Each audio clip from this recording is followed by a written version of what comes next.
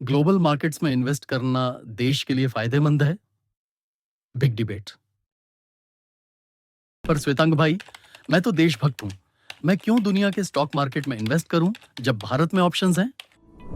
मैंने भरत भाई से कहा, जब आप म्यूचुअल फंड या पीएमएस में निवेश करते हैं तो उससे आप कोई सीधा सीधा देश के डेवलपमेंट में योगदान नहीं दे रहे हैं, क्योंकि म्यूचुअल फंड और पीएमएस के फंड मैनेजर्स अगर एक्सचेंज से कोई लिस्टेड सिक्योरिटी खरीदते हैं तो वो सेकेंडरी मार्केट में ट्रेड कर रहे होते हैं। सबसे महत्वपूर्ण बात यह समझना है कि सेकेंडरी मार्केट से कुछ खरीदने का मतलब यह नहीं है कि हम सीधे उस बिजनेस में पैसा लगा रहे हैं। उदाहरण के तौर पर अगर मैं रिलायंस के शेयर खरीदता हूँ तो मैं असल में उस शेयर के बेचने वाले व्यक्ति को पैसा दे रहा हूँ, ना कि रिलायंस इंडस्ट्री को।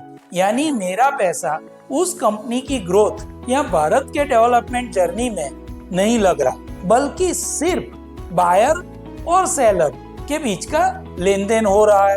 उस कंपनी को उससे कोई सीधा सीधा लाभ नहीं मिल रहा। भरत भाई फिर आश्चर्य से बोले, क्या बात करते हो श्वेतांग भाई? मैं तो आज तक यह मानता था कि मेरा जो पैसा डीमैट अकाउंट, म्यूचुअल फंड और पीएमएस में लगा है वो देश के डेवलपमेंट में सीधा काम लग रहा है। पर आपने जो समझाया तब पता चला कि जब मैं स्टॉक एक्सचेंज से शेयर खरीदता हूँ तो मैं शेयर बेचने वाले को पैसा दे रहा हूँ, न कि बिजनेस को।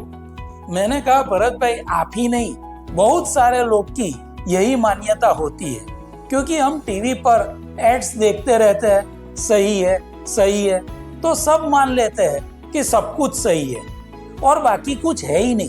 पर बाकी इन्वेस्टमेंट ऑप्शंस भी होते हैं और मैं तो कहूँगा कि वो ज्यादा सही है। तो भरत भाई, अगर आप ग्लोबल स्टॉक मार्केट में इन्वेस्ट या ट्रेड करके पैसा कमा रहे हैं और दुनिया से कमाया प्रॉफिट फॉरेन करेंसी के रूप में इंडिया वापस ला रहे हैं तो वो भी देशभक्ति है।